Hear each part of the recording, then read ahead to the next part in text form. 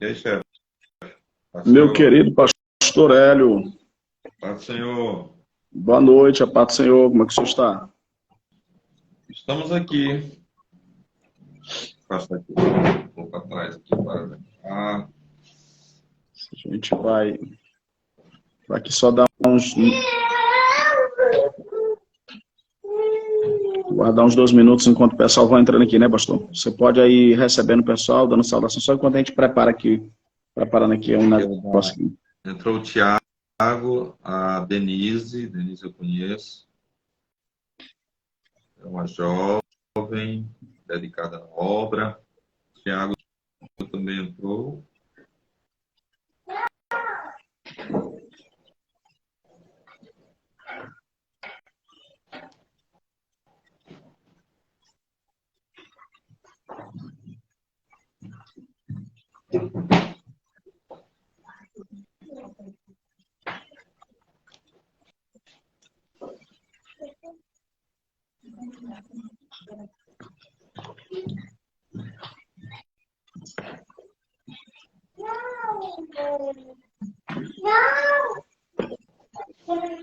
Como é que o senhor está, meu amado pastor?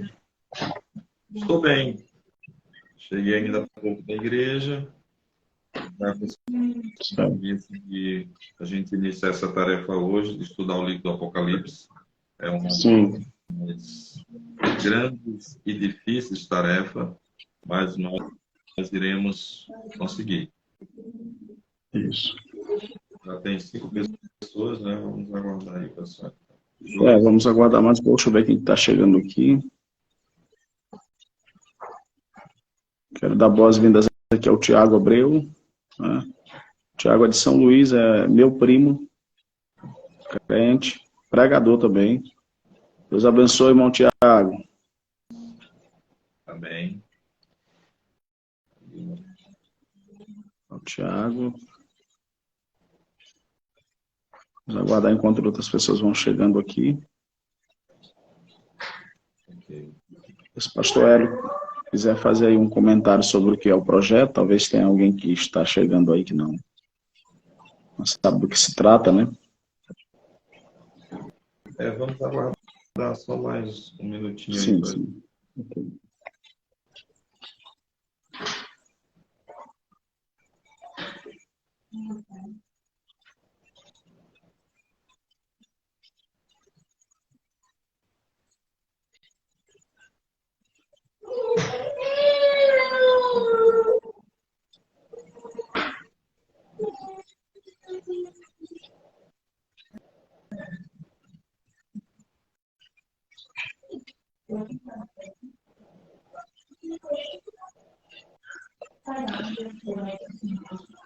Vamos. Quero dar boas-vindas aqui à Natália, né? Eu acho que aqui o nome aqui deve ser Joyce Preite, é isso? Deve ser, né? E ao missionário Domingos, obreiro na Casa de Deus, congrega conosco, é um dos missionários aqui do Campo de Matinha, e atua na área 4, missionário Domingos.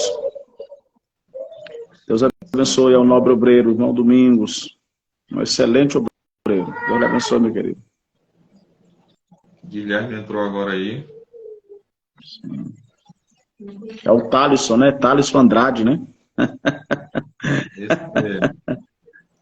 Aí, Guilherme é pros íntimo, né? Pros conhecidos que ele falou, né? Deus abençoe, irmão Guilherme. Então, eu acho que eu posso chamar de Guilherme. Ele falou um pouco da história dele hoje lá. E aí, alguns chamam de Gui, outros de Guilherme. Né? Para alguns é Thaleson Andrade. Eu sou a irmã Miriam. Irmã Miriam, Deus lhe abençoe. Muito bom você estar conosco. Tá? Nós vamos já começar. Nós estamos só aguardando algumas pessoas chegarem aqui na live. Mais pessoas. Enquanto as pessoas chegam, a gente vai dar uma breve explicação desse projeto. Conversando com o pastor Marcelo, nós tomamos a atitude de estudar o Apocalipse. Essa foi uma das sugestões. A gente ia fazer uma pequena live, mas aí ele sugeriu que a gente estudasse capítulo por capítulo. Eu já estudei até o capítulo 10, versículo por versículo, junto com a nossa igreja. Mas a tarefa se tornou maior agora, porque agora são 22 capítulos. E a gente vai chegar num momento aí que talvez a gente vai dar uma travada que eu digo com o texto, né? O texto vai dizer alguma coisa e parece estranho às pessoas, mas tem algo fantástico. É o que diz a Bíblia, né? Bem-aventurado aqueles que leem, aqueles que ouvem e aqueles que guardam as palavras escritas deste livro. Dentre os 66, esse aqui é citado, que é bem-aventurado aquele que lê as profecias deste livro.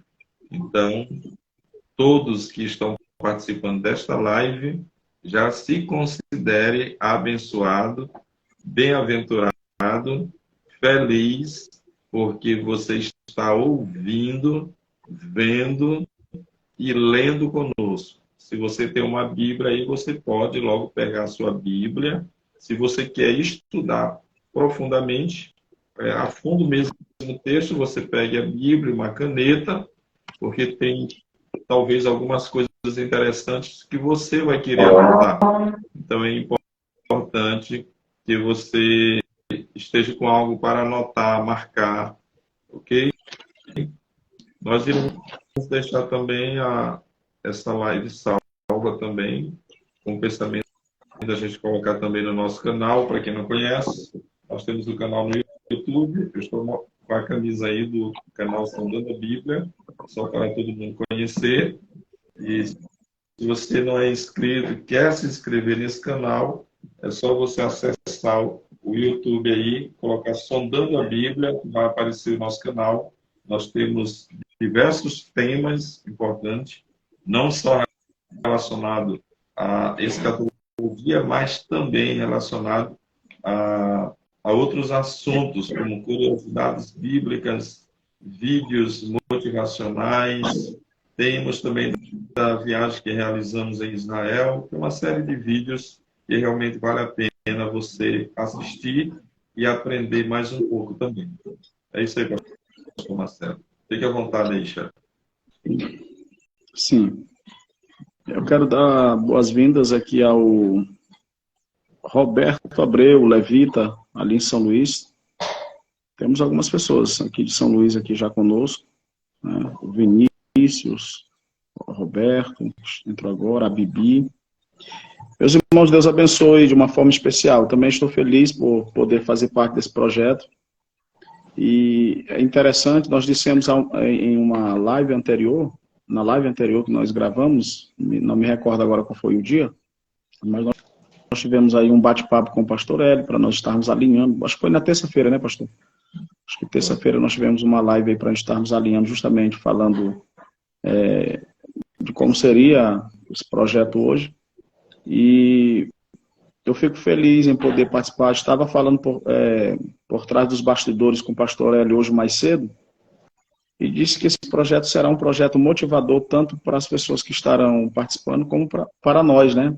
Estaremos compartilhando aí alguma coisa, experiência, conhecimento, um pouco do que temos aprendido aí ao longo desse tempo que temos servido a Jesus. Então, é uma satisfação muito grande ao conversar com o pastor Hélio, pastor Hélio sugeriu alguns temas, e a gente já foi logo para o livro de Apocalipse, né, pastor Hélio? O livro de Apocalipse, e a turma tudo corre aí, a turma tudo, né?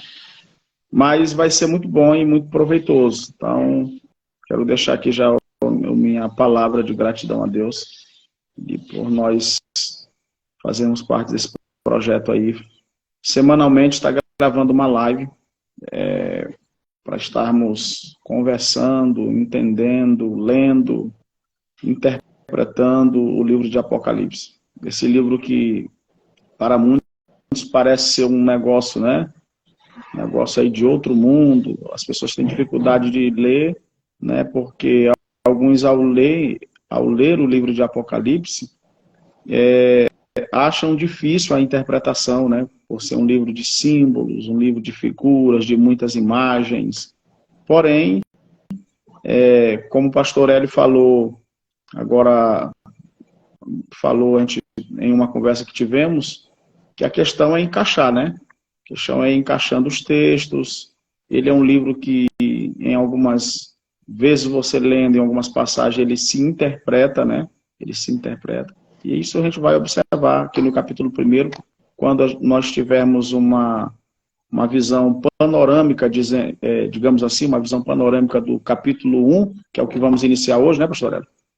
Isso. E aí a gente vai começar a compreendê-lo e entender que não é tão difícil. A questão é, né, como é que vai entender se não tem quem interprete, né?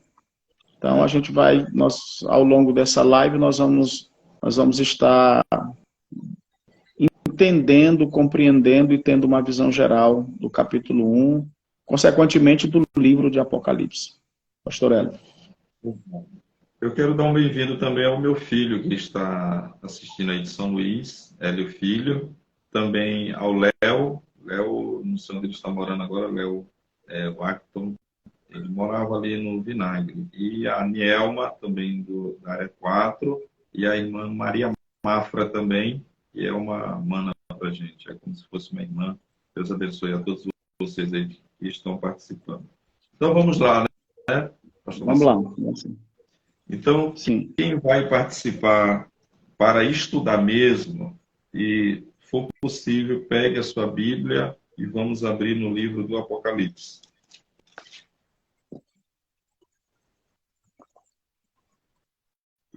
Pastor Marcelo, se eu quiser iniciar a leitura, fique à vontade. Isso.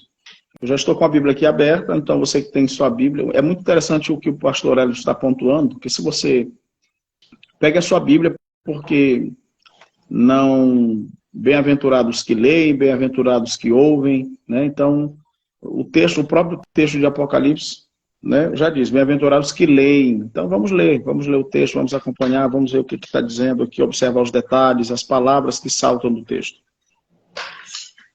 Então, na versão que eu estou lendo, que é a corrigida e atualizada, o capítulo 1 começa assim, dizendo: revelação de Jesus Cristo, a qual Deus lhe deu para mostrar aos seus servos as coisas que brevemente devem acontecer. E pelo seu anjo enviou e as notificou a João, seu servo. Para a leitura, pastor? Sim, o senhor continue, pode fazer a leitura. O qual testificou da palavra de Deus e do testemunho de Jesus Cristo e de tudo que tem visto. Bem-aventurado aquele que lê e os que ouvem as palavras desta profecia e guardam as coisas que nela está escrita, porque o tempo está próximo. Pastor Hélio, verso 4, pode ler o verso 4. João, às 7 igrejas que estão na Ásia, graça e paz seja convosco da parte daquele que é, e que era, e que há de vir, e da parte dos 7 espíritos que estão diante do seu trono, e da parte de Jesus Cristo, que é a fiel testemunha, o primogênito dos mortos, o príncipe dos reis da terra, aquele que nos ama e em seu sangue nos lavou dos nossos pecados e nos fez reis e sacerdotes para Deus e seu Pai. A ele seja a glória para todo sempre. Amém. Eis que vem com as nuvens e todo olho verá, até os mesmos que o traspassaram, e todas as tribos da terra se lamentarão sobre ele, sim. Amém. Eu sou o Alfa e o Ômega, o princípio e o fim. Diz o Senhor, que é, que era e que há de vir, o Todo-Poderoso. Faça a leitura do 9. Eu, João, que também sou vosso irmão e companheiro na aflição, no reino e na paciência de Jesus Cristo, estava na ilha chamada Patmos, por causa da palavra de Deus e pelo testemunho de Jesus Cristo. Eu fui arrebatado em espírito no dia do Senhor e ouvi detrás de mim uma grande voz como de trombeta, que dizia: o que vês, escreve no livro e envia-o às 7 igrejas que estão na Ásia, a Éfeso, a Esmirna, a Pérgamo, a Tiatira, a Sardes e a Filadélfia e a Laodiceia. E virei-me para ver quem falava comigo, e virando-me vi 7 castiçais de ouro. E no meio dos 7 castiçais, um semelhante ao Filho do Homem, vestido até aos pés, de uma veste comprida, cingida pelo peito com um cinto de ouro. E a sua cabeça e cabelos eram brancos como a lã branca, como a neve, e os olhos como a chama de fogo, e os seus pés semelhante ao latão reluzente, como se tivesse sido refinado numa fornalha, e a sua voz como a voz de muitas águas. E ele tinha na sua destra 7 estrelas, e da sua boca saiu uma aguda espada de 2 fios, e o seu rosto era como o sol, quando na sua força resplandece. E eu, quando vi, caí aos seus pés como morto. E ele pôs sobre mim a sua destra, dizendo-me: não temas, eu sou o primeiro e o último, e o que vive. Fui morto, mas eis que estou vivo para todo sempre. Amém. E tenho as chaves da morte e do inferno. Escreve as coisas que tem visto, as que são, e as que depois destas hão de acontecer. O mistério das 7 estrelas que vistes na minha destra, e dos 7 castiçais de ouro. As 7 estrelas são os anjos das 7 igrejas, e os 7 castiçais que viste são as 7 igrejas. Amém. Ok. Então, nós iremos dar a primeira palavra, nós iremos dar primeiro uma palavra introdutória, tanto eu quanto o pastor Marcelo, acerca do livro do Apocalipse. Primeiro, a palavra Apocalipse. Nós estávamos ainda há pouco meditando sobre os títulos que vêm nas Bíblias. Vamos compreender uma coisa. Eu vou até mostrar aqui a minha, para as pessoas observarem. Algumas Bíblias, ela vem com o título correto. Apocalipse. Está correto aqui. Mas, por exemplo, eu tenho outra Bíblia aqui, eu acho que o pastor Marcelo também tem aí, aonde ele identifica não muito correta o título. Por exemplo, essa aqui está bem legal de ver. Ó. Apocalipse do apóstolo João. Não está correto esse título.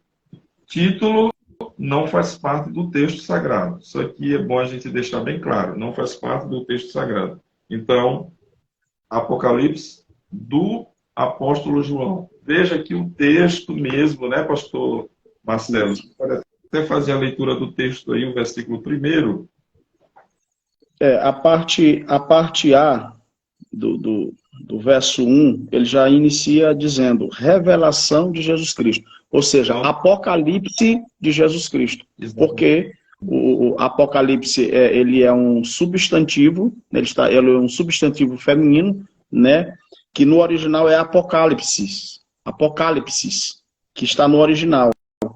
Então, ele é traduzido por revelação, ou seja, tirar a cobertura, tirar o véu, tirar aquilo, expor aquilo que está encoberto. Então, não tem como ser revelação de João, né? Apocalipse de João, até porque entraria em contradição, claro, com o verso 1, que inicia dizendo Apocalipse de Jesus Cristo. Exatamente. Então, na verdade, em uma visão humana, o que nós temos aqui é a escrita por João, né? A escrita por João, claro que isso é inegável, né? A escrita por João, a gente sabe que João escreve o livro de Apocalipse. Agora, a revelação que já está no campo do sobrenatural é uma outra coisa, porque a revelação aqui, pastor Hélio, ela já está no campo do sobrenatural. Então, Exatamente. Eu tomei aqui a palavra, acho que eu vou... a revelação ela está no campo do sobrenatural. Então, veja bem. Então, como está no campo do sobrenatural, ela é atribuída a quem? A Cristo.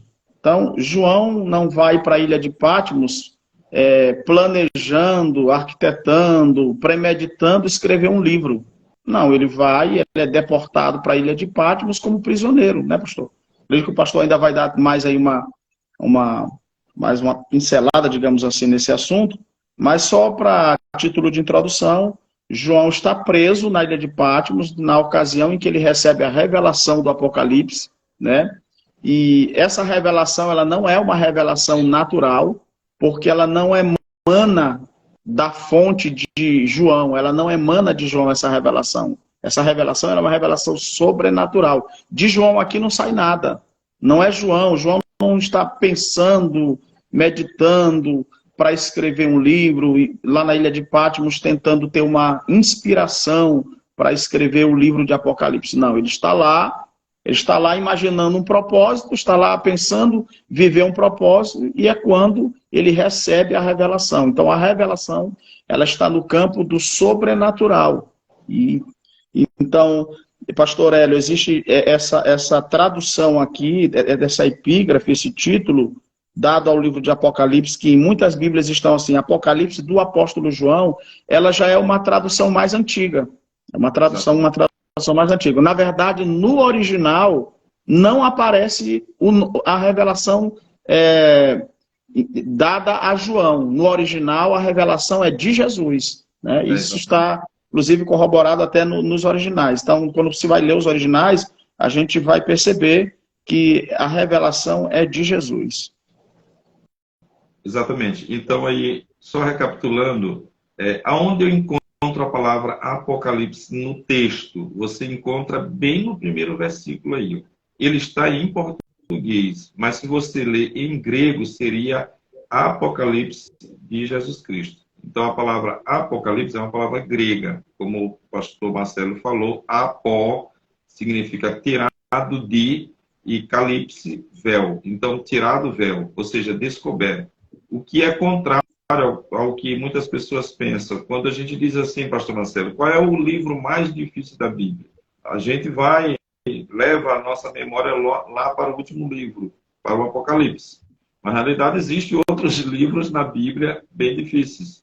Como a gente está estudando a lição bíblica agora, o livro de Ezequiel é uma prova bastante forte que esse é um dos livros mais difíceis. Então, nós temos que tirar isso, dizer que o Apocalipse é esse livro de difícil interpretação. Sabemos que pode ter, sim, pela razão do simbolismo que é rico e também pelo significado e também por sentido figurado. Porque nesse livro a gente encontra 3 sentidos: simbólico, figurado e literal. Vamos dar um exemplo aqui para as pessoas compreenderem. Quando Jesus ele diz aqui no 3, só para as pessoas compreenderem, 3, versículo 20, ele diz: eis que eu estou à porta. Aqui é um sentido figurado. Qual é a figura? Porta. Mas quando a Bíblia diz: vi sair do mar uma besta que tinha 7 cabeças e 10 chifres, é um sentido simbólico. Mas quando a Bíblia fala em reinar 1000 anos na terra, é sentido literal. É sentido literal. Quando aqui diz, como o senhor leu, é o versículo 8, que diz que ele foi levado para a ilha de Patmos. Aliás, versículo 9. Ele foi realmente levado deportado para a ilha de Patmos. Essa ilha que ela fica na Grécia, hoje ela é um centro de turismo com mais ou menos 35 km², habita uma faixa de 3 mil habitantes nela, e a ilha de Patmos, na época de João, era um lugar de aprisionamento de pessoas que tinham feito algo muito grave. Então, não poderia quem fosse levado para ali retornar. Por quê? Porque é uma ilha, é como se fosse Alcatraz, né?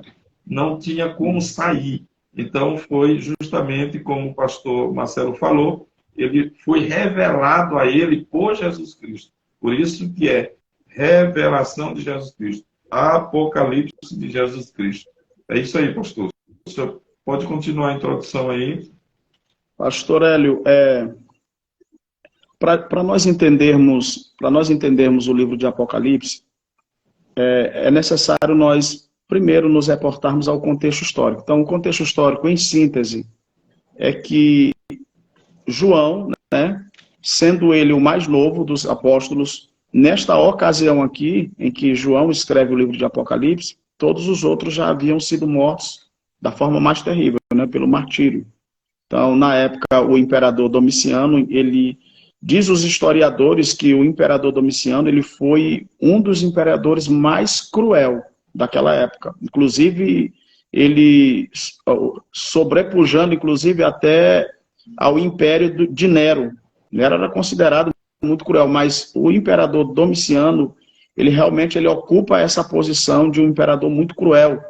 E, na época, João, ele estava pastoreando a igreja em Éfeso, quando ele é preso. Existe aí até alguns comentaristas, alguns pregadores, que dizem que primeiro ele usou alguns métodos, né, como, por exemplo, lançar João na banheira de óleo fervente, que a ideia, depois de ter matado todos os 11, então faltou só João, né?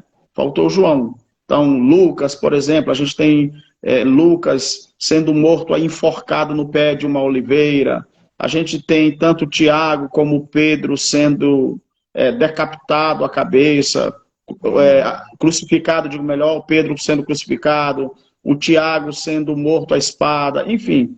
E João João sendo o mais novo, alguém diz que ele tinha de 20 a 25 anos, ele estava pastoreando a igreja de Éfeso, quando ele, depois de o imperador Domiciano ter utilizado alguns métodos para tentar aniquilar a vida de João, então ele é deportado para a ilha de Patmos, aonde eram lançados os piores assassinos, os prisioneiros que Roma queria se livrar, e os historiadores dizem que ninguém conseguia sair de Patmos. Ninguém conseguia sair de Patmos. Era um tipo de prisão que o imperador utilizava ali para as piores pessoas. João é lançado na ilha de Patmos, e quando ele chega, ele recebe a revelação, né, o Apocalipse, que é a revelação. E é válido lembrar que alguém disse, Apocalipse é um livro difícil, como o senhor falou agora há pouco, né? Apocalipse é um livro difícil de interpretação, porque é um livro enigmático, é um livro de figuras. Aqui a gente vai encontrar muita símile, metáforas, muita simbologia, analogias e textos literais que são interpretados de forma literal.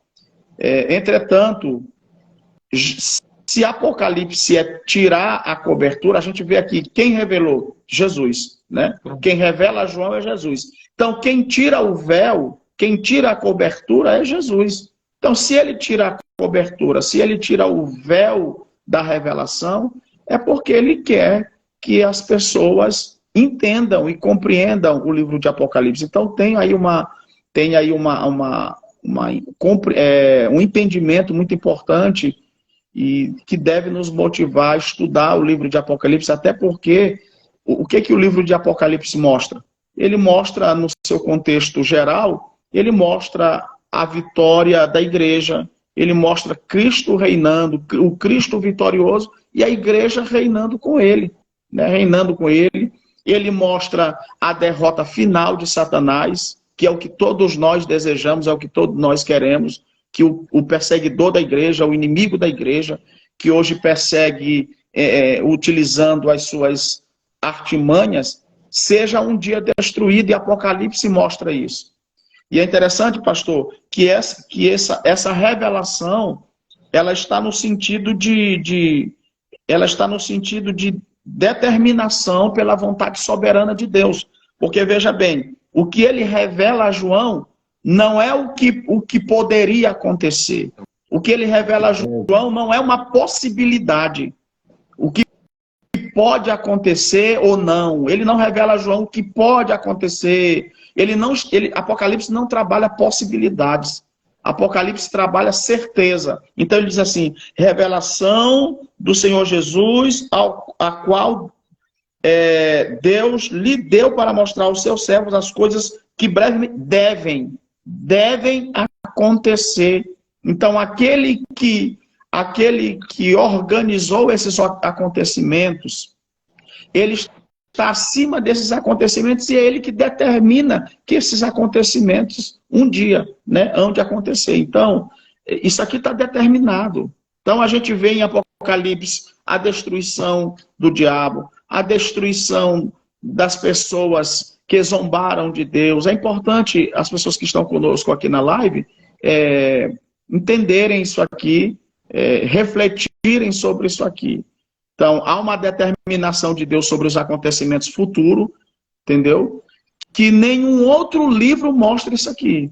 Nenhum outro livro mostra o que Apocalipse mostra. Apocalipse é uma revelação do futuro. É uma revelação apontando para o fim de todas as coisas. É a revelação do Senhor Jesus revelando, mostrando o fim de todas as coisas. E como termina tudo? Termina com Cristo reinando e a igreja vitoriosa com ele. Agora, quem vai fazer parte dessa igreja, não é, pastor Hélio? Sim. É você que decide. É você que decide. Há uma igreja lá no final de tudo, vitoriosa com ele. Agora, quem decide fazer parte dessa igreja é a pessoa que escolhe. Exatamente. Sim, então vamos lá. Sim. Não, mas o senhor pode concluir seu raciocínio. Então, para dar aqui, para pontuar mais alguma coisa, então, Apocalipse ele deve ser estudado porque nós não temos, mais uma vez, aqui, eu repito mais uma vez, que nós não temos um outro livro que aponte, que fale com confiabilidade como o Apocalipse. Então, tanto é que Apocalipse, ele fala ele aponta para o futuro e ele fala de coisas, ele fala de acontecimentos que nós já estamos vivenciando nos nossos dias. Por exemplo, Apocalipse 2, o Apocalipse capítulo 2 e o capítulo 3. Nós estamos vivenciando esses dias, a era da igreja. Capítulo 2, capítulo 3 é a era da igreja. Então, algumas igrejas perseguidas, a era da igreja perseguida, nós temos 7 igrejas, a era da igreja perseguida, a era da igreja do amor esfriado, a era da igreja materialista, a era da igreja que tem o trono do diabo nela lá, mostrando que quem comanda é o capeta, com heresias, com falsas doutrinas, falsos mestres, e nós temos a igreja do amor perfeito, a igreja perfeita, que é a igreja, né, Filadélfia. Então, nós vivemos a era da igreja. Então, daí a importância de se estudar, de entender e de compreender. E uma outra coisa interessante, pastor Hélio, que no verso 3 diz assim, bem-aventurado aquele que lê.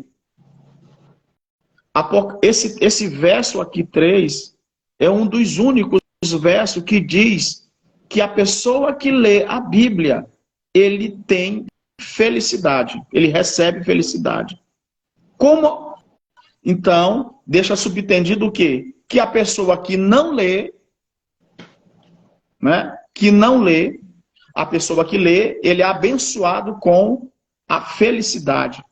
E a pessoa que não lê, obviamente, fica subentendido ali o oposto, né? Fica subentendido o oposto. Então, a pessoa que lê, ele vai ter felicidade. É uma promessa aqui. Feliz é aqueles que leem. Então, é uma promessa de felicidade para aqueles que meditam, que estudam, que leem a Bíblia. Pastor. Exatamente. Dentro dessa sua ótica das bem-aventuranças, aí eu me lembro do Salmo 1, que diz, bem-aventurado é o varão, e aí ele vai para o versículo 2, né, que diz assim, que medita de dia e de noite na palavra, né? Então encaixa perfeitamente com esse bem-aventurado aquele que lê. Dentro do que o senhor falou da bem-aventurança, as pessoas que quiserem anotar aí, o livro do Apocalipse possui 7 bem-aventuranças. A primeira fica no capítulo 1, versículo 3, essa que o senhor fez a leitura. A segunda bem-aventurança está no capítulo 14, versículo 13. A terceira bem-aventurança está no capítulo 16, versículo 15. A quarta bem-aventurança está no capítulo 19, versículo 9. A quinta bem-aventurança está no capítulo 20, versículo 6. E a sexta bem-aventurança está no capítulo 22, versículo 7. E a sétima bem-aventurança está no capítulo 22, versículo 14. Né? Bem-aventurado aqueles que lavam as suas vestiduras no sangue do Cordeiro. Interessante também, pastor, o livro do Apocalipse também, que o último livro a ser canonizado, porque devido esse conteúdo revelativo dele, tornou ele um livro enigmático e também isso dificultou a igreja também a aprovar esse livro. Provavelmente já foi no século IV que ele foi aprovado. Ou seja, passaram-se 300 anos, ou mais de 300 anos, e o livro do Apocalipse ainda não fazia parte do cânon sagrado. Fazia parte, assim, das igrejas do Ocidente, mas das igrejas do Oriente não faziam parte mesmo. Somente depois do século IV, no século IV em diante, é que ele vem fazer parte, porque houve muitos debates teológicos acerca desse livro. E não só desse livro, mas também do livro de Hebreus, Tiago, 2 de Pedro e outros livros, como 2 João, também foram livros que foram, depois de muitos anos, para entrarem no cânon das Sagradas Escrituras. Então, nós estamos estudando um livro que foi muito debatido, a canonicidade dele, graças a Deus, foi aprovado porque aqui mostra realmente o desenrolar do plano divino através dos séculos, né? Através do que acontece, que está acontecendo, que já aconteceu e as coisas que brevemente vão acontecer. Eu quero só fazer uma referência também aqui, pegando o mesmo ritmo de estudo do capítulo 1, versículo 4, de João às 7 igrejas que estão na Ásia. Graça e paz seja convosco da parte daquele que é, que era e que há de vir, e da parte dos 7 espíritos que estão diante do seu trono. Pastor Marcelo, a gente falava ainda há pouco sobre os 7 espíritos, né, em outro momento. Isso. E a gente chegou àquela conclusão que esses 7 espíritos, quem quiser realmente anotar, ele aí está lá em Isaías capítulo 11. Isaías capítulo Pastor, 11. É bom fazermos uma... É bom lermos, né, o texto? É bom a gente ler. O senhor pode fazer a leitura. É bom. Só recapitule novamente aí, porque é uma dúvida que as pessoas têm, por exemplo, o que é os 7 Espíritos de Deus descritos em Apocalipse, né? Aquele que tem os 7 Espíritos. Você lê o texto lá de Apocalipse, pastor. Eu vou ler. João, as 7 igrejas que estão na Ásia. Graça e paz seja convosco da parte daquele que é, e que era, e que há de vir. E dos 7 espíritos está em plural, mas com letra maiúscula no início, né? Dos 7 espíritos que estão diante do seu trono. E aí, aonde vamos encontrar essa peça desse quebra-cabeça? Quem são esses 7 espíritos? Então, vamos dar a resposta com outro texto bíblico. Nunca esquecendo que uma das regras da hermenêutica é que a Bíblia a si próprio se interpreta. Então, o pastor Marcelo nos dê essa resposta aí sobre os 7 espíritos. Aí veja bem, antes de nós fazermos a leitura lá em Isaías Isaías capítulo 11, o versículo 2. Os irmãos que estão procurando o texto aqui, Isaías capítulo 11. Então, essa dúvida aqui é uma dúvida muito comum das pessoas dizendo assim, por que 7 espíritos, né? Então, são quantos espíritos, então, que tem? Às vezes as pessoas já me fizeram essa pergunta. Pastor, são quantos espíritos que existem? Porque a gente só conhece o Espírito de Deus, a Bíblia só fala do Espírito de Deus, mas, porém, Apocalipse fala de 7 espíritos, né? Na verdade, meus irmãos, a interpretação aqui, esses 7 espíritos fala de 7 manifestações. São 7 manifestações do mesmo Espírito. O Espírito é o mesmo, porém, ele tem a multiforme dele de se manifestar, né? Isaías capítulo 11, o verso 2, ele fala dessas manifestações do Espírito. Observe o que a Bíblia diz. E repousará sobre ele o Espírito do Senhor, o Espírito de sabedoria, o Espírito de inteligência. Vamos conferir, pastor? Vamos conferir? Vamos ver, o Espírito do Senhor, Espírito de sabedoria, 2, Espírito de inteligência, 3, o Espírito de conselho, o 4, Espírito de fortaleza, 5, o Espírito de conhecimento, 6 e de temor ao Senhor. 7. 7 espíritos. Pronto. Então, são as manifestações, assim como os dons são vários, há uma diversidade de dons, há uma diversidade de fruto, então, da mesma forma, há diversidade de manifestações desse Espírito. Muito bem. Então, só para recapitular, não são 7 espíritos, são 7 manifestações do mesmo Espírito. Tá bom? Quando os irmãos leem... É chamado de 7 espíritos. Né? 7 espíritos. O versículo 5 também, pastor, fala de algo bastante interessante. E a gente começa a ver que aqui já começa esse número 7 ser destacado, né? Isso. 7. E é importante dar uma ênfase aí, pastor. Dá uma ênfase. Eu ainda não tinha notado, mas fazendo a leitura, porque a gente vê 7 espíritos já é tratado, 7 igrejas, 7 estrelas, 7 castiçais, e aí eu não tinha ainda notado que também no versículo 5 a 7, no 5 e no 6, há 7 também qualidades, podemos dizer, ou nomes que são dados a Jesus Cristo. Diz assim, e da parte de Jesus Cristo, que é fiel testemunha. 1.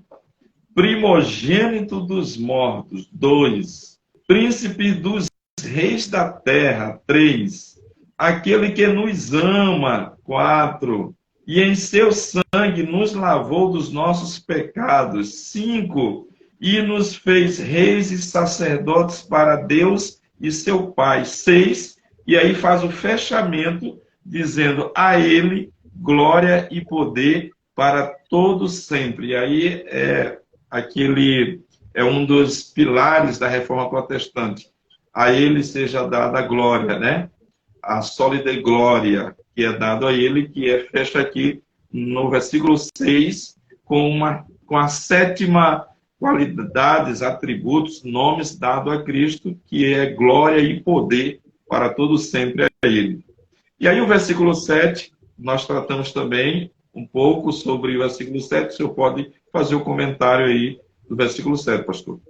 Pastor Hélio, só pontuando essa questão do número 7 aqui, só para corroborar aquilo, aquilo que já foi dito pelo senhor agora há pouco, o livro de Apocalipse, ele é marcado pelo número 7, né? Dentro da simbologia ali, da numerologia, a gente vai encontrar, não só nesse capítulo 1, mas em todo o Apocalipse, a gente vai encontrar 7 selos, né? 7 trombetas, 7 anjos, né? 7 castiçais, 7 estrelas, 7 pastores, enfim. Então, o número 7, ele é muito presente.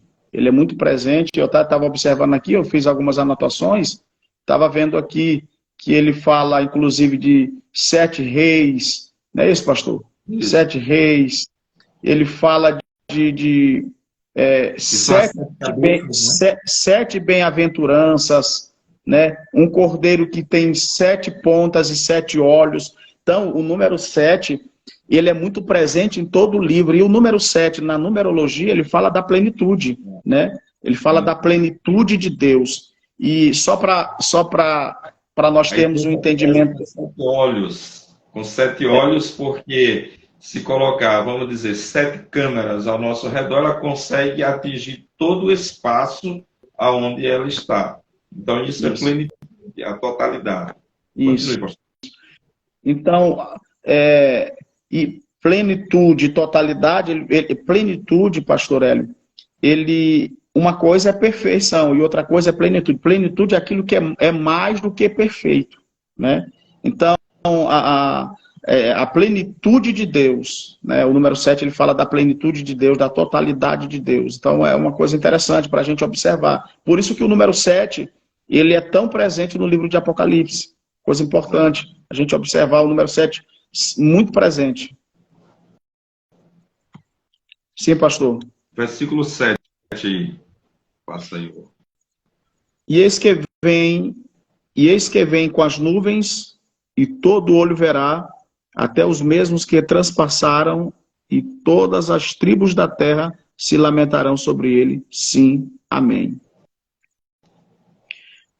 Então nós temos aqui, é claro que não é o que nós vamos ainda nessa live aqui falar, mas o verso 7, ele é uma referência direta à vinda, à segunda fase da vinda de Cristo. Nós temos a vinda de Cristo em 2 fases, né? A primeira para arrebatar o seu povo, né? Para arrebatar a igreja, conforme está em 1 Tessalonicenses capítulo 4, verso 16, verso 13 ao 17. Nós temos essa referência fazendo referência ao arrebatamento da igreja, e temos esse verso 7 aqui, que ele faz uma referência direta à vinda de Jesus em sua segunda fase, quando ele virá em glória, né? Porque na primeira fase, o arrebatamento ninguém vai ver, né? Ninguém vai ver. As pessoas serão tiradas da terra, né? Segundo está lá em 1 Coríntios capítulo 15, verso 52, que vai ser no momento, no abrir e fechar de olhos, né? Esse arrebatamento. Então não vai dar tempo de ninguém olhar, não.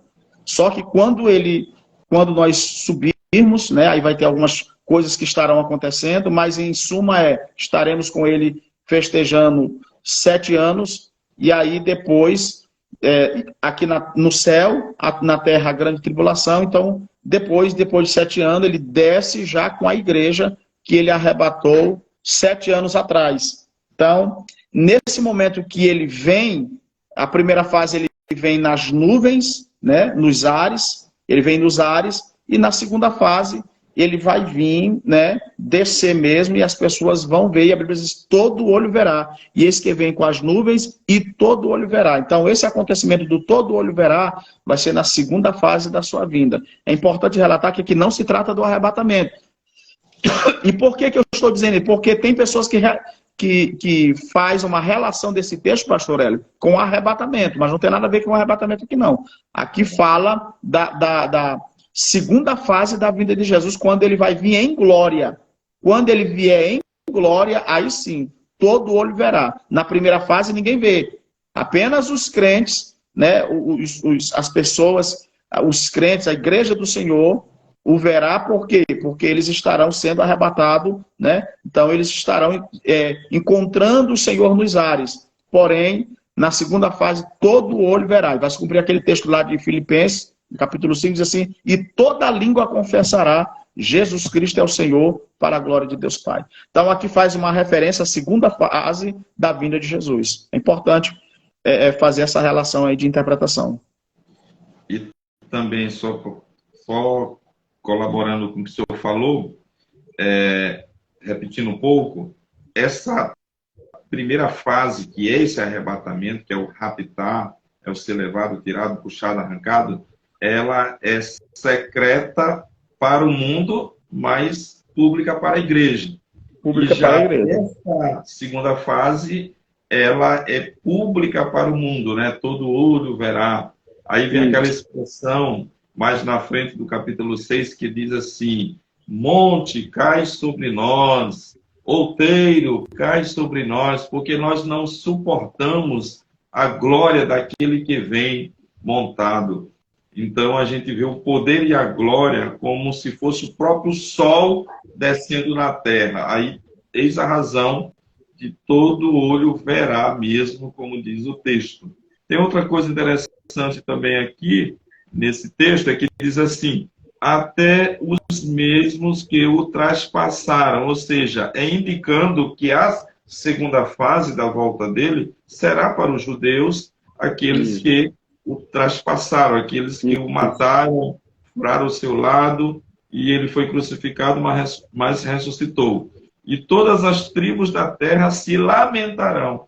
Então, essa expressão lamentar já indica que realmente não é para a igreja, mas sim para aqueles que ficaram e agora irão passar por um julgamento, chamado julgamento das nações. Então, finaliza o versículo dizendo sim, amém, né? Amém não tem a expressão apenas só assim seja, mas o amém no Apocalipse a gente encontra ele como o próprio Cristo, sendo esse amém. Esse assim que seja, ele é muito mais profundo, essa palavra amém, no hebraico, do que só assim seja, certo? Versículo 8, eu vou fazer a leitura, diz o seguinte, eu sou o alfa e o ômega, o princípio e o fim, diz o Senhor, que é, que era e que há de vir o Todo-Poderoso. O alfa é a primeira letra do alfabeto grego, e o ômega é a última letra.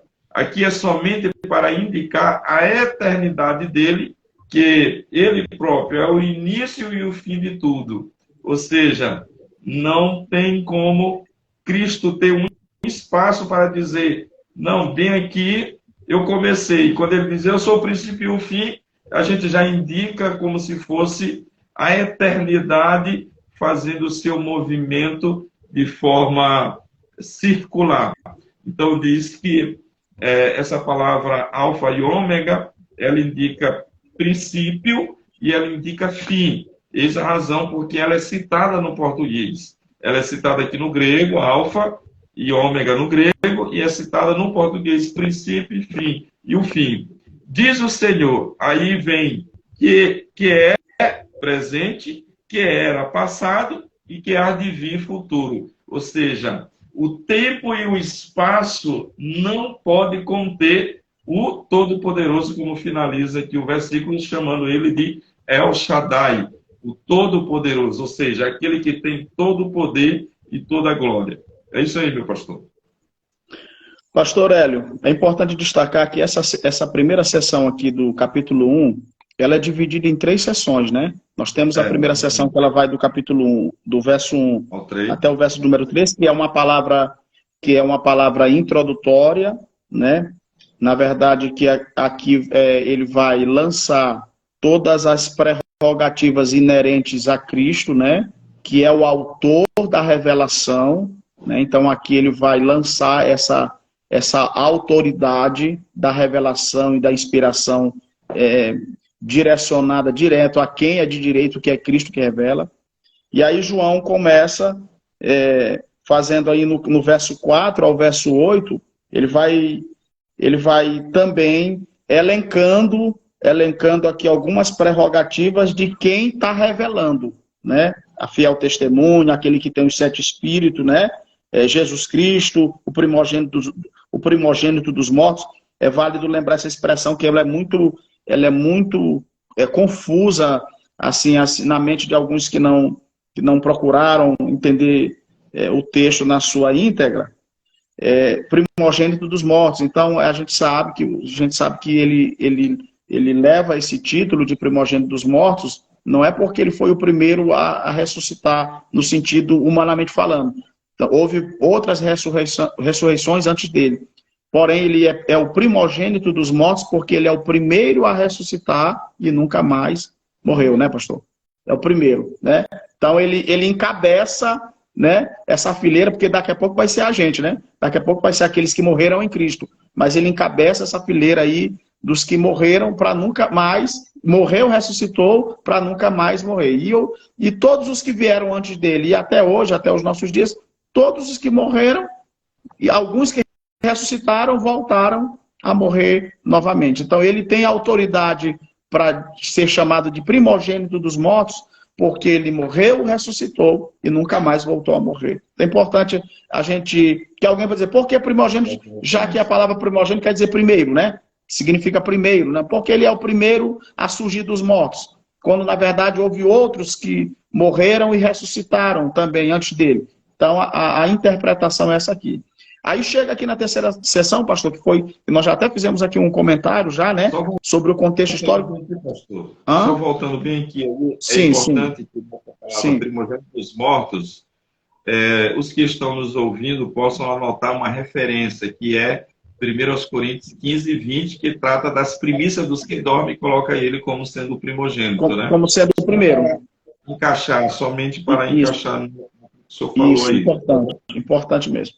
Que o próprio apóstolo Paulo, ele diz lá, que ele disse que nós que estamos em Cristo ressuscitaremos assim como Cristo ressuscitou. Aí ele disse assim, primeiro Cristo, depois os que são de Cristo, né? Ele explica lá, e como o pastor Hélio bem falou, é importante você dar uma lida em 1 Coríntios capítulo 15, se puder ler todo, porque lá é a doutrina justamente que Paulo defende, a doutrina da ressurreição de Cristo. E ele está defendendo realmente com um grupo que não acreditava, que estava colocando em xeque a questão da ressurreição, né? É importante porque vai justamente embasar esse texto aqui. E aí nós fizemos um comentário aqui histórico, pastor, sobre, já falamos, quem estava no início da live aqui, sobre o imperador Domiciano, e aí João aqui faz um resumo da sua localização, onde ele está, quando ele recebe a revelação, no verso 9 e 10, ele diz assim, eu, João, que também sou vosso irmão e companheiro na aflição e no reino, e na paciência de Jesus Cristo. Estava na ilha chamada Patmos, por causa da palavra de Deus e pelo testemunho de Jesus Cristo. Eu fui arrebatado em espírito no dia do Senhor, e ouvi detrás de mim uma grande voz, como que de trombeta. Então, nós já falamos aqui que João recebe a revelação na ilha de Patmos, né, pastor? Ele recebe a revelação. Agora, eu acho interessante essa expressão aqui, eu fui arrebatado em espírito. Nós tivemos na Bíblia, pastor, outros servos de Deus que receberam revelações através de visão. Então, é importante fazer essa distinção entre visão e arrebatamento em espírito. João é o único que tem esse privilégio. Então, no capítulo 6, quando Isaías tem a visão da glória e da santidade, no ano em que morreu o rei Uzias, no capítulo 6, eu vi o Senhor assentado em um alto e sublime trono. Aí ele descreve ali a visão da glória, da santidade e de sua pecaminosidade, né? Ezequiel, ele tem a visão no capítulo 2 do trono móvel de Deus. São visões extraordinárias. Mas o caso de João é um caso muito específico, porque ele é arrebatado em espírito. E arrebatamento em espírito, pastor Hélio, no meu entender, o corpo de João fica na ilha, mas o espírito e a alma saem para receber as revelações, de Deus. Então veja, é tão verdade que ele, no capítulo 4, entende-se que ele estava numa dimensão entre céus e terra, quando ele ouve uma voz dizendo assim, sobe aqui. Então, ele recebe a revelação direta. A pessoa dele recebe a revelação direta. Então, veja a profundidade do que é Apocalipse. Aqui não se trata de uma visão. Não é uma visão. É uma revelação direta a João. Eu fui arrebatado em espírito. Então, o corpo de João fica na ilha de Patmos. Nessa linha que eu acredito. Ele fica na ilha de Patmos. Porque, às vezes, para alguns cristãos, essa palavra arrebatamento aí, né, que é arrancado, né? A palavra arrebatar, arrancado com força, tirado com força, né? Então, o arpazo, né? O arpazo arrancado com força, tirado com força. Então, o que é tirado aqui, nesse caso, não é o corpo de João. O corpo de João está na ilha. O que é tirado aqui com rapidez é o espírito de João para ele receber. Então, ele recebe.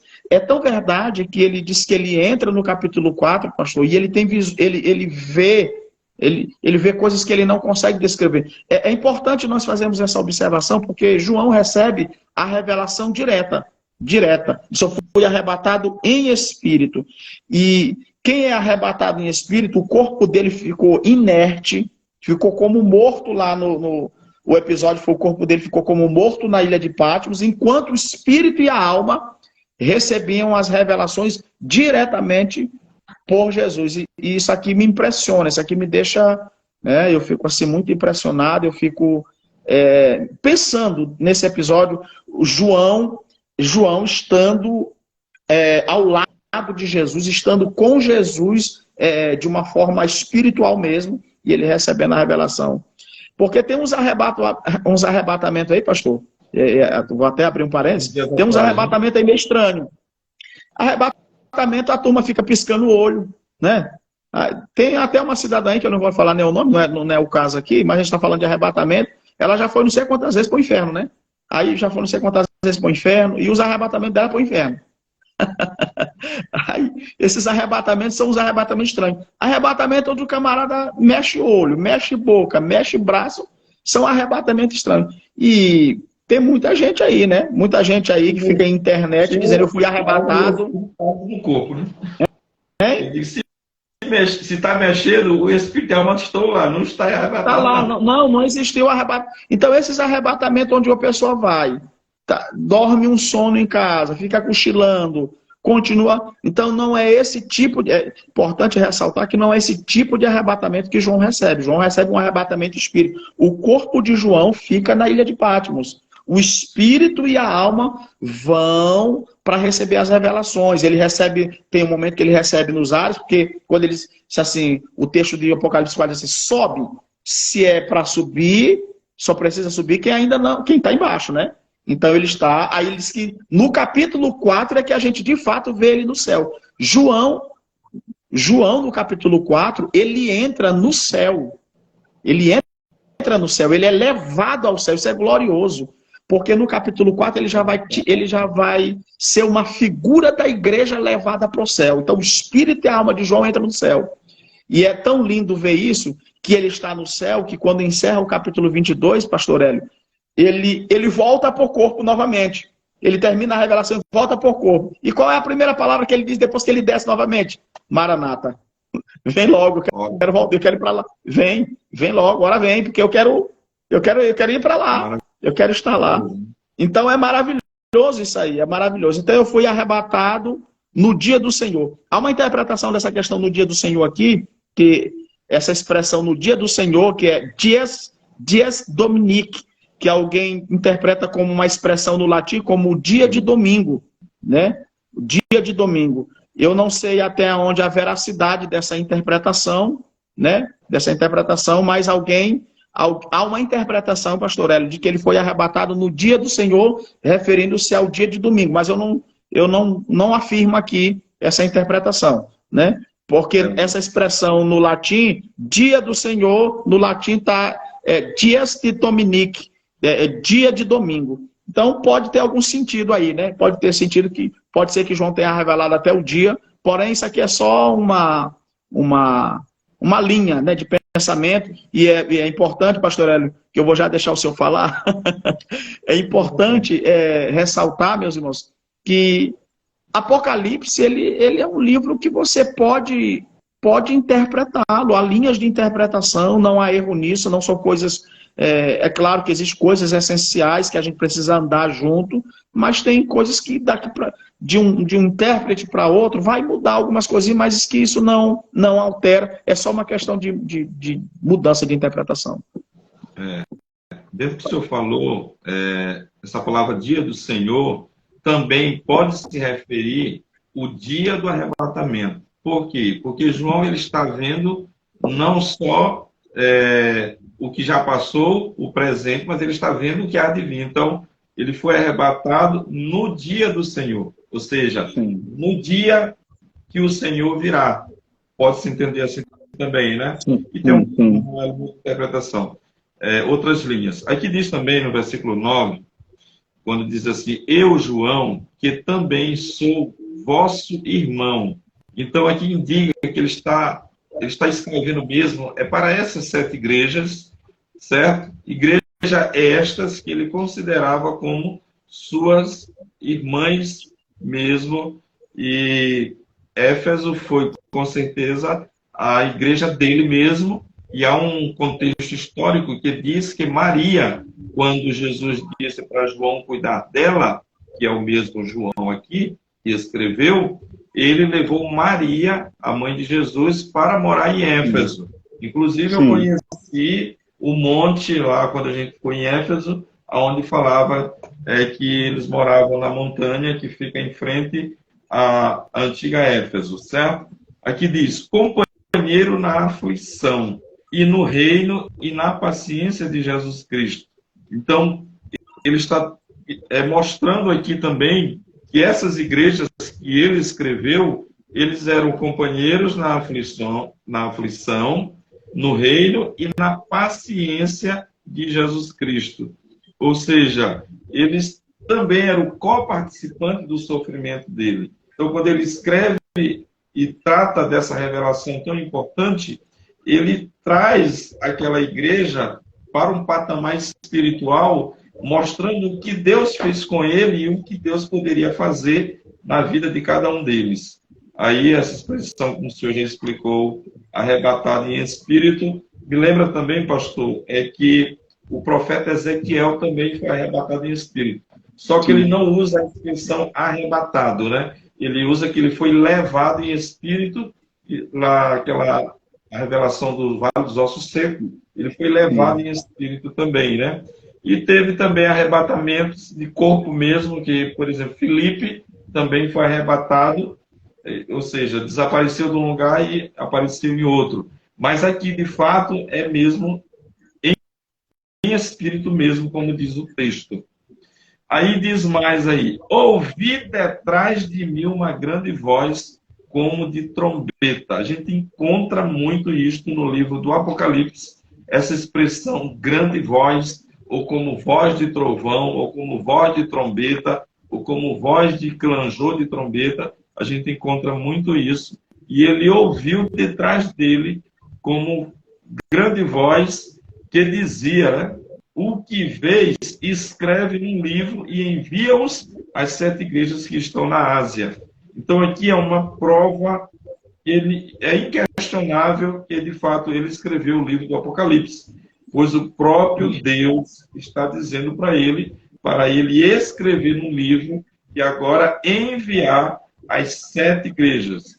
E aí a gente fica se perguntando, pastor, como foi enviada essas 7 cartas, já que João estava na ilha de Patmos, e o que dá de entender é que eles poderiam enviar cartas, né? De alguma forma, através do transporte, que era o navio, naquela época já existia, e eles poderiam fazer cartas, era o único meio de acesso a uma comunicação com pessoas da família ou comunidades através de cartas, que era comum até mesmo para prisioneiro.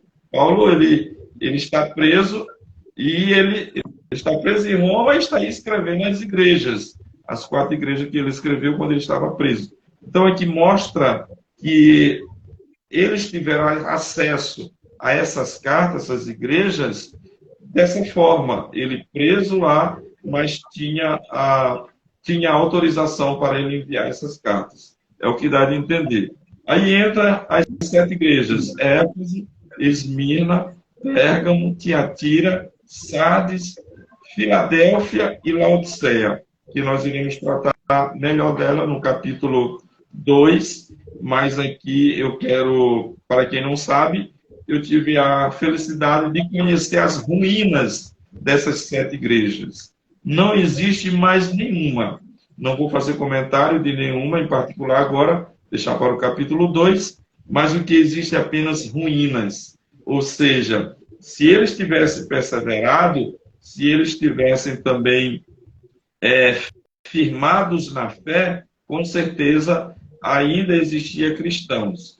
E faço referência que na pesquisa que o guia nos passou sobre essas 7 igrejas, apenas 2 cidades aonde tem cristãos, e o senhor acredita que é Filadélfia, que hoje é chamada de Alacerim, e também Esmirna, que é chamado de Esmi. Então, veja bem, das 2 igrejas que não foram encontrada nelas no capítulo 2 e 3, não foram encontradas aqueles defeitos graves, esses são os lugares hoje aonde tem cristãos ainda. Apesar de, naquele período, teve uma grande perseguição que dispersou eles para todo mundo. Então, é interessante isso, de saber que Esmirna e Filadélfia, que é Lacerim, elas ainda têm cristãos até hoje. Mas as ruínas, os locais aonde era mesmo a cidade, é apenas pedras e monumentos com algumas identificações. É isso aí, pastor. Versículo 2, Pastor Hélio, para a gente fazer aqui uma síntese, porque a gente já está 1h12 de live, e a gente já tem alguns textos para comentar, aí eu gostaria que nós fizéssemos uma síntese aqui sobre essas simbologias, que tá bom demais aqui. Aqui esse negócio era para ser gravado, era em 2 partes, né? Que a gente vai conversando e aí 1 hora acaba ficando pouco, né, para conversar. Mas eu queria pontuar o seguinte, no verso 9 até o verso de número 20, a gente vai encontrar uma figura muito presente aqui, uma figura de linguagem chamada símile. Eu acho que quem estudou isso em português vai lembrar. A símile, ela é marcada por essa expressão semelhante ou como, né? Então, o que acontece? Nós temos duas figuras de linguagem que a Bíblia utiliza muito, que é a metáfora, né? A metáfora e a símile. Então, um exemplo prático aqui, por exemplo, da metáfora. Quando Jesus disse assim, eu sou a porta, é uma metáfora, é uma comparação, né? Eu sou o caminho, né? Eu sou o caminho, eu sou a porta, enfim. Agora, a símile, ela é uma figura de linguagem, né? Onde ela vai acompanhar de uma palavra que sempre antecipa que é semelhante, por exemplo. O reino dos céus é semelhante, né? É como, Jesus é como a porta, é uma símile. Toda vez que você ouvir essa expressão, é como ou é semelhante, então a figura presente ali é uma símile. E a gente vai observar, quando você for lendo aqui do verso de número 9 até o verso 20, você vai observar muito essa expressão símile. Ela quer dizer o seguinte, que assim como, por exemplo, quando diz, é como voz de trombeta, é como, né? Ele não é a voz de trombeta, não é igual à voz de trombeta, é como se fosse. Importante nós observarmos essa linha de interpretação. A voz dele não é uma trombeta, é como se fosse uma trombeta. É como se fosse. Então veja bem, o que isso aqui fala? Fala justamente de uma voz de autoridade. E ele ouviu uma voz como de trombeta, uma voz de autoridade. A trombeta tem uma imponência, tem uma limpidez, né, na sonoridade dela, na trombeta, uma limpidez. E as trombetas, elas eram utilizadas muito nesse sentido de impor autoridade, né, de chamada. Então, veja bem, então a voz dele como de trombeta é uma voz de convocação, uma voz de chamada, uma voz de autoridade, uma voz limpa. E aí a gente vai ver, pastor Hélio, ele começa aqui dizendo, depois que ele escreve, no verso de número 12, porque o senhor já anunciou aqui sobre as igrejas, diz, e virei-me para ver quem falava comigo, e virando-me vi 7 castiçais de ouro. E os castiçais, lá embaixo, tem um verso lá que ele fala que refere-se às 7 igrejas, não é isso? Os castiçais. O versículo 20. O verso 20. Leia aí, pastor Hélio, o verso 20. Para a gente poder já dando aqui as simbologias, né? Mas o que é os castiçais aqui nesse contexto? Vamos lá, pastor, lê o verso 20, para saber o que é os castiçais. 20, parte C. Diz assim, e os 7 castiçais que viste são as 7 igrejas. São as 7 igrejas. Está resolvido. Então, aqui está resolvido. Então, você lê o capítulo 1, você quiser saber o que é os 7 castiçais, já está resolvido o problema aqui. São as 7 igrejas. O que mais, pastor Hélio? Sim, aí as 7 estrelas são os 7 anjos. São 7 anjos. É no versículo... Isso. No versículo 20. Sim. Mas e aí, só aí lembrando que esses 7 anjos... Sim. Esses 7 anjos aqui referem-se aos 7 pastores daquela igreja. Tanto é que no capítulo... Quando você vai ver a introdução das cartas, ao anjo da igreja que estava em Filadélfia. ao anjo da igreja que está em Esmirna. Então, os 7 anjos aqui fala de 7 pastores, dos 7 pastores É porque a que palavra, estavam pastoreando. Então, a palavra anjos, sim, né, que no grego é ângelos, ela significa mensageiro. Então, é mensageiro. diretamente para os mensageiros das igrejas. Assim Que é como eu justa, sou, o Senhor é mensageiro, então essa expressão anjo aqui é para os mensageiros daquela igreja, certo? Pode que é continuar. justamente uma prerrogativa inerente do pastor. O pastor, Exatamente. na sua função ministerial, ele tem função de mensageiro, né? De mensageiro. Até porque apóstolo, apóstolo enviado, mensageiro, tem a ver com o mensageiro, com uma pessoa que foi enviada. Enfim, alguém que leva a mensagem, que é enviado, que é comissionado, né? Então nós temos outras prerrogativas aí dos dons ministeriais que envolvem o ministério do pastor. Então a gente vê aqui, então nós temos, pastor, os 7 castiçais, que são as 7 igrejas, quando você lê no capítulo 1º, inclusive você vai encontrar os castiçais em outros textos. Então, nesse contexto de Apocalipse, 7 castiçais refere-se à igreja. 7 anjos refere-se aos 7 pastores. No verso de número 13. E no meio dos 7 castiçais, um homem vestido até os pés de uma veste comprida e cingido pelo peito com o cinto de ouro.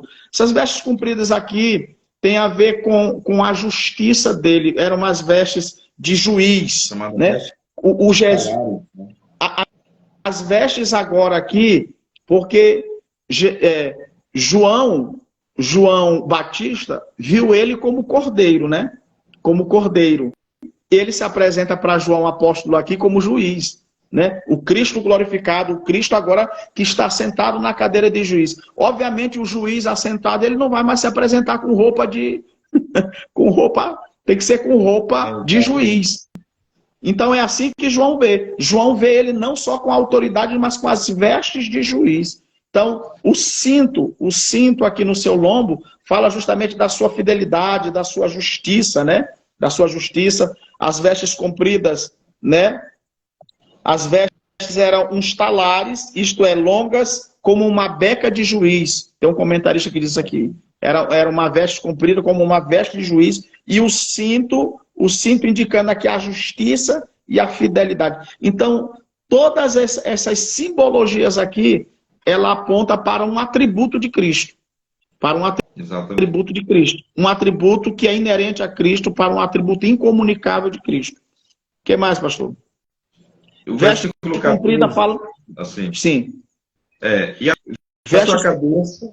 Sim. E a sua cabeça e cabelos eram brancos como lã branca, como a neve, e os olhos como chama de fogo.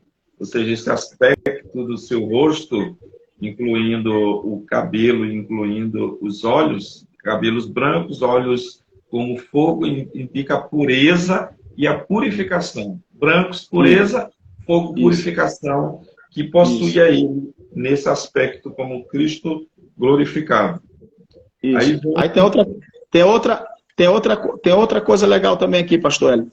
O cabelo branco aqui, ele fala da eternidade também. Ele fala da eternidade de Cristo, o cabelo. E os olhos, como chama de fogo, ele fala da onisciência, né? Ele fala da onisciência, dos olhos que...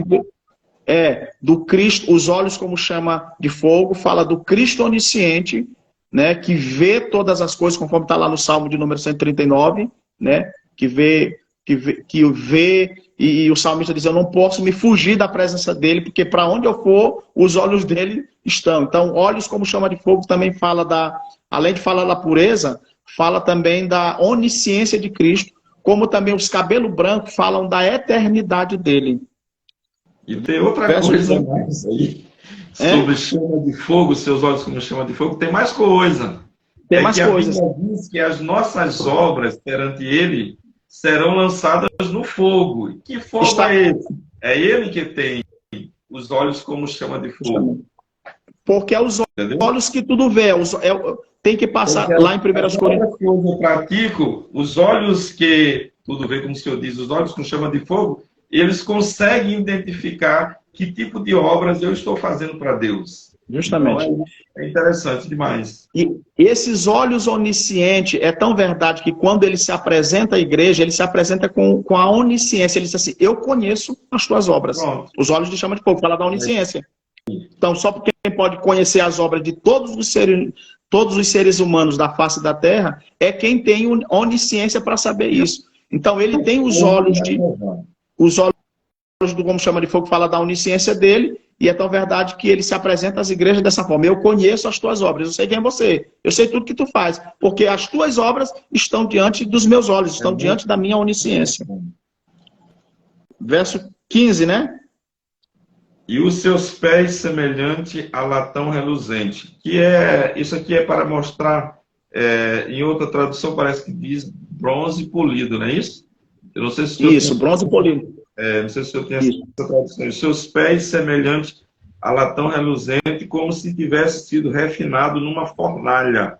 Então aqui já mostrou a parte de cima, cabelos brancos, olhos, e agora parte para a parte de baixo, que é os pés como um bronze polido. Ou seja, se a gente notar o que Satanás não conseguiu e o que Cristo conseguiu, é interessante. O que a Bíblia diz lá em Ezequiel 28:13, que aquele querubim que era Satanás, ele andava sobre as pedras afogueadas.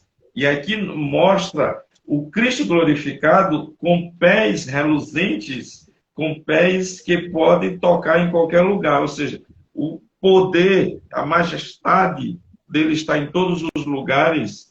É fantástica nesse texto, quando diz os seus pés semelhante a latão reluzente. Ou seja, aonde Satanás errou, as pedras que ele não conseguia permanecer nelas, lá de Ezequiel, é só a gente ler, a gente vê que tinha as pedras afogueadas. Aqui o homem, com esse aspecto que é Cristo, ele possui esses pés que dão essa autorização de pisar todas as coisas, até mesmo os seus inimigos que estão debaixo dos seus pés. É muita revelação num texto desse. É muita coisa mesmo. Pastor, isso aqui também indica que os pés dele, o bronze tem também, em uma outra interpretação, ele tem a ver com o julgamento, né? O bronze está ligado ao julgamento, então o bronze polido aos pés dele indica justamente essa função de juiz.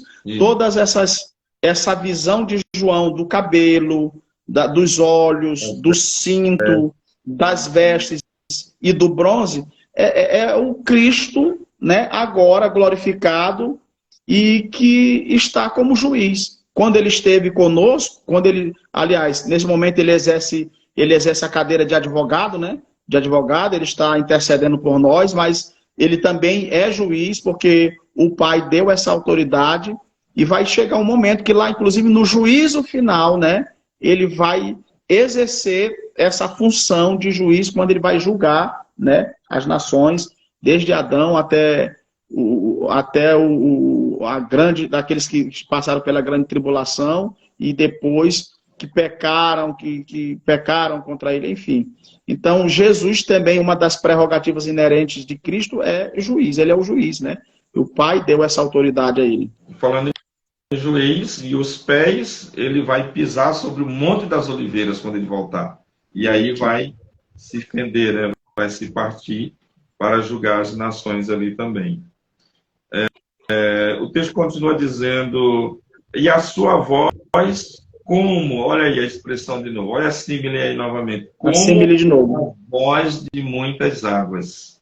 A voz de Pastor, só dando aqui, pontuando um negócio interessante, João, ele utiliza muita símile, mas muita símile é importante nós, quando lermos o texto, porque é o que vem à nossa mente logo. Quando ele diz assim, eu vi como um mar de cristal. Né? Aí a gente diz, pá, que mar é esse? Né? A gente fica tentando visualizar na nossa mente, mas é como. Ele usa uma linguagem da terra para explicar o céu, mas a terra não vai explicar nunca. É como se fosse, mas não é, porque é incomparável mais. É o que Paulo diz. O que o olho não viu, o ouvido não ouviu. Né? É bem mais, bem mais. porém, para que os seus leitores entendessem, ele precisa usar uma linguagem da terra. Uma linguagem humana. Por isso que ele usa essas figuras. Assim, ó, eu ouvi a voz dele e é como se fosse, né? A voz dele, como é que está escrito aí? E a sua voz como a voz de muitas águas. Como a voz de muitas águas. A gente vê, por exemplo, quando você está diante do mar, a gente vê o estrondo, que é o barulho do mar, né? A barulheira do mar, aquela voz, né, que causa temor na pessoa, né? Isso. Então a voz dele, quando ele ouviu, é uma voz... Por isso que ele diz que quando ele ouviu, ele caiu como morto.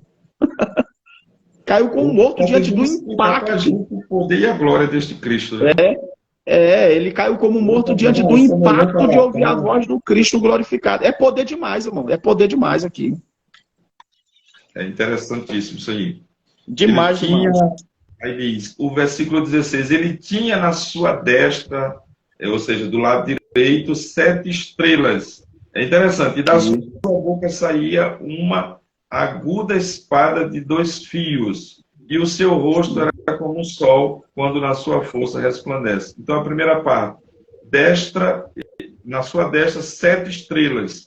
Aí o versículo 20, ele confirma, né, o que a gente falou ainda há pouco, que essas 7 estrelas são os 7 anjos, os castiçais, 7 igrejas, e as 7 estrelas, 7 anjos das 7 igrejas. São os anjos das 7 igrejas, que são os mensageiros, como a gente falou. Aí, e da sua boca saía uma aguda espada de 2 fios, da boca dele, que nós não temos dúvida que é a palavra de Deus. E refere-se à palavra. E é importante ver que essas 7 estrelas, pastor, refere-se também aos 7 pastores. Aos 7 pastores, e a espada aguda é a palavra, né? É a palavra de Deus. E a gente encontra lá no capítulo 19, versículo 15, é bom o ouvinte aí, se quiser anotar, diz assim, e da sua boca saía uma aguda espada para ferir com ela as nações. Ou seja, quando ele falar, que é a própria palavra falando, por isso que ele é chamado de verbo. Verbo é uma palavra que indica ação, estado e fenômeno da natureza. Ele vai ferir as nações e as regerá com vara de ferro. Então, é um quebra-cabeça, é uma peça que está lá no capítulo 19, versículo 15, que é a palavra de Deus. Da sua boca saiu uma aguda espada de 2 fios. Hebreus 4:12 também diz, né? Isso, Hebreus 4:12. É viva e eficaz e mais cortante. Cortante que é uma espada. É uma referência direta à palavra. Isso. Aí e essa questão... Sim. Sim, pastor, pode falar. E o seu rosto era como o sol, quando na sua força resplandece. Olha aí de novo a expressão como sol. Malaquias mesmo como o sol da justiça. Né? Mas para vós outros que temeis o meu nome, nascerá o sol da justiça. Aqui o seu aspecto, o seu rosto é como o sol na sua força. Porque como o sol, porque a mesma coisa como você não consegue ficar olhando para o sol meio-dia, né? João também não conseguia suportar a glória desse Cristo agora glorificado. Isso me faz lembrar que ele orava no capítulo no capítulo número 17 de João, Pai, glorifica-me a mim mesmo com aquela glória que eu tinha antes. E aí Filipenses capítulo 5, os versos 5 e diante, vai dizer que Deus, que ele suportou como servo, né? Foi obediente até a morte de cruz. Ele disse, pelo que Deus o exaltou soberanamente. Olha a glória voltando. Olha a glória voltando. Pelo que Deus o exaltou soberanamente e lhe deu um nome que está acima de todos os nomes. Ou seja, quando João o vê aqui, João vê com uma glória extraordinária, que é como se fosse o sol brilhando meio-dia, na sua força resplandecente. Ou seja, naquele horário de meio-dia, que se você chegar meio-dia e olhar para o sol, você até desmaia, não consegue ficar. E ele disse assim, é como se eu estivesse olhando o sol meio-dia, quando eu olhei para ele. Era uma glória, um resplendor, um brilho sobre ele, que eu não conseguia olhar. E quando eu tentei olhar, eu caí como morto. Eu tentei olhar para ele, mas eu caí mortinho na presença dele. Eu pensei até que eu estava morto. Estou segurando aqui uma pérola sobre isso, que Sim. se puder anotar de lado aí, alguém quiser anotar aí, é o capítulo 6, versículo 16, tratando do rosto, e diz assim, o primeiro 16 diz assim, o seu rosto era como o sol, quando na sua força resplandece. Olha o que diz aqui no capítulo 6, 16, quando a glória desce, quando ele desce, dizia assim, ó, e dizia aos montes e aos rochedos, cai sobre nós, e esconde-nos do rosto daquele que está sentado no trono, sobre o trono e da ira do Cordeiro. Olha aqui, esconder do rosto. O rosto aqui como o sol meio-dia, como o senhor falou. Então a gente vê o poder e a majestade que ele virá. Aí é por isso que se usa a expressão todo olho verá. Não tem como não ser uma majestade realmente macro, algo gigantesco que Cristo vai descer dos céus, né? Isso. 17, E o que... se quiser fazer a leitura. E quando eu vi, caí aos seus pés como morto, e ele pôs sobre mim sua destra, dizendo-me, não temas, eu sou o primeiro e o último. E o que vive? Fui morto, mas eis aqui estou vivo para todo sempre. Amém. E tenho as chaves da morte e do inferno. Glória a Deus. Então ele agora traz uma mensagem de proclamação de vitória, né? Estou aqui, João, eu venci, está aqui a chave. Está aqui a chave, eu tenho controle, tenho domínio sobre a morte, né? Tenho a chave do inferno, tenho autoridade sobre o inferno, tenho autoridade sobre a morte. Está aqui, ó, está em minhas mãos aqui, ó. Eu estou vivo. Eles me mataram, eu estive morto, mas agora eu estou vivo eternamente. Ninguém mais tira a minha vida, não. Estou vivinho. Pode dizer para o povo lá. Pode dizer para o pessoal lá da igreja, das igrejas da Ásia, que o Cristo está vivo. E está mais vivo que ele. Está vivo e ele está aqui com a chave, aqui, com a autoridade sobre a morte. Eu venci a morte e venci o inferno. Está aqui a autoridade em minhas mãos. Eu tenho controle sobre tudo. Glória a Deus. Exatamente. Coisa linda demais. E quando eu vi, caí a seus pés como morto. E ele pôs sobre mim a sua destra, dizendo, não temas, eu sou o primeiro e o último. Eu me lembro que uma vez eu estava em outra cidade e aí foi falado que tinha um pastor que estava derribando as pessoas, né? E aí uma senhora que havia caído nesse suposto poder, né? Aí a gente perguntou para ela, mas o que foi que a senhora sentiu ao cair? Ela disse, não, eu não senti nada, não, eu simplesmente caí, pronto. Eu digo, a senhora viu alguma coisa? Ela não sentiu nada. Só que João, quando ele cai aqui, ele cai diante de uma majestade tremenda e ele faz um relato, né? E eu, quando vi, caí a seus pés como morto. E ele pôs sobre mim a sua destra, dizendo, não temas, eu sou o primeiro e o último. Então aqui nos mostra essa majestade de Deus e João não suportou. As pernas começaram a ficar deslembradas e ele caiu realmente como morto diante dele. E isso conforta quando ele diz, não temas, expressão que Jesus utilizou várias vezes, né? Não se turbe o vosso coração. O anjo, no dia do nascimento de Jesus, disse, não temais, eis que vos trago boa nova de grande alegria. Essa expressão, não temas, mostra um Deus que está acima de qualquer problema, um Deus que resolve tudo. Então ele se coloca de novo aqui como o alfa e o ômega nesse texto novamente. Se eu quiser continuar, versículo 18. O senhor já leu? 19 agora. Sim, 19. Versículo 19. Escreve as coisas que tem visto e as que são e as que depois destas hão de acontecer. Então ele está finalizando aqui o texto. Pastor, eu gosto muito desse verso porque ele é o verso central de Apocalipse. Ele é. Então, se você procurar um versículo... Em 3 etapas. Isso. Aqui. Eu digo, aí você pergunta aí, você que está lendo Apocalipse, eu quero entender Apocalipse. Então começa pelo verso 19. O verso 19, ele mostra as três visões. As três visões do Apocalipse, passado, presente e futuro. né? Então, para entender Apocalipse, você precisa entendê-lo nessas três visões. Então, o verso 19, ele é o verso central, de todo o livro de Apocalipse. Então, você precisa saber o que é para passado, o que é que está aqui em Apocalipse que é para o passado, o que é que está em Apocalipse que é para o presente, e o que é que está em Apocalipse que é para o futuro. Entendendo isso, você vai compreender toda a visão, o todo de Apocalipse, né? A visão geral de Apocalipse. Aqui diz, escreve as coisas que tem visto. A gente poderia marcar e colocar capítulo 1, aquilo que ele viu. Aí vem as que são capítulo 2 e 3, que trata das igrejas. E as que depois destas vão de acontecer, do 4 ao 22. 4 ao 22. Então, essas são as divisões. Presente e futuro. Então, presente e futuro. Essa é o fechamento, realmente. Isso aqui é o fechamento.